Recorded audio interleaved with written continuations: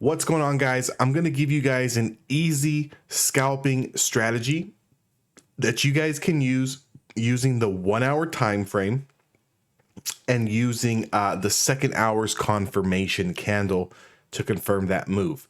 So let's get into this. Now you guys can trade this with stocks. You can use this with options. The choice is going to be yours. But I actually took this trade on the triple Qs, which is the NASDAQ 100. I took it this morning. I am Pacific Standard Time. So I took it on the 7 a.m.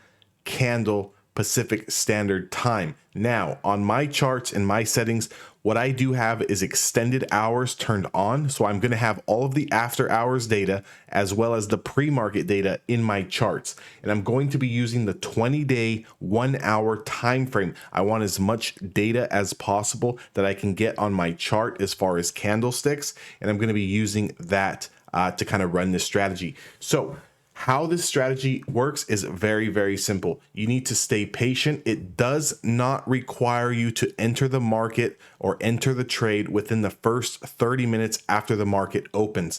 So for me here in California, the market opens at 6:30.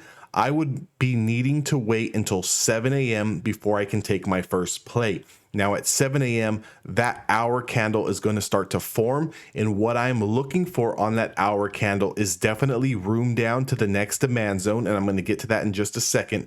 And what I want is I want to sit patiently and wait for this trade to develop and wait for this trade to confirm. So if we just kind of pull out my drawing tool here, I'm going to outline the first hour candle of the day is going to be this candle that I drew the line through. You can also see here that I'm looking to take a short position as we are trading below the 20-day moving average. For me, this is telling me that selling pressure is on.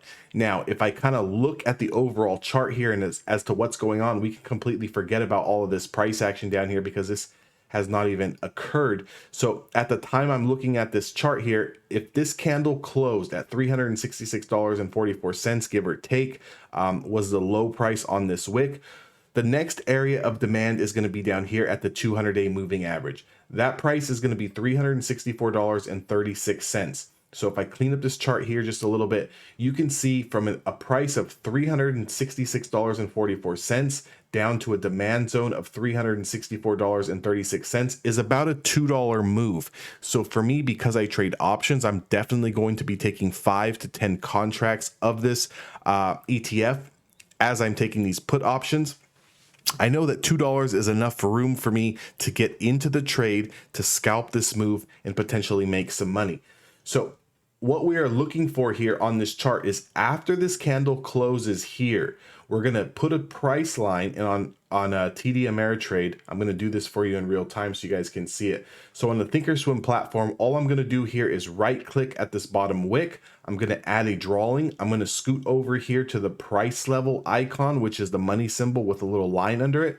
And I'm going to put a price level line right at that 366.50 area, right at the bottom of this wick. So what I like to do is I do like to come over to the 5-minute time frame. Okay.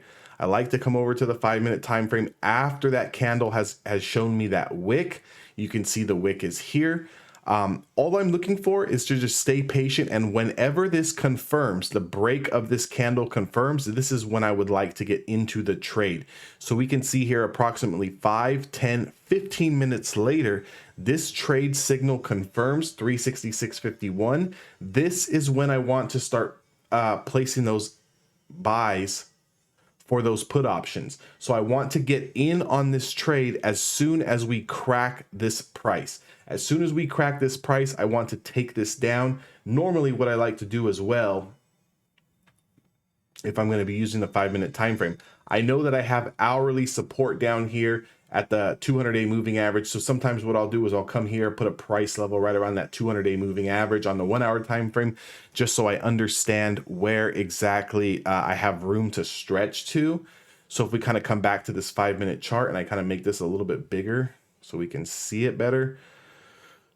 15 minutes after I put that price level on, we did confirm this short position. I did get long in this, and I also did sell on this extended red bar Obviously, if I would have held my position, I would have made a lot more money, but that's the name of the game, especially when it comes down to day trading and scalping. You're never going to catch the whole move. You're just trying to catch a little piece of the pie.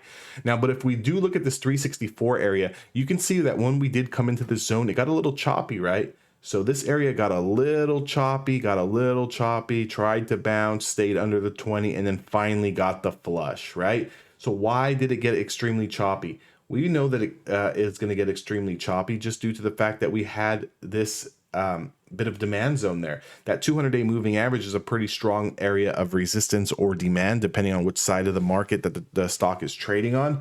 So as we came into that zone, you would expect a little bit of turbulence there.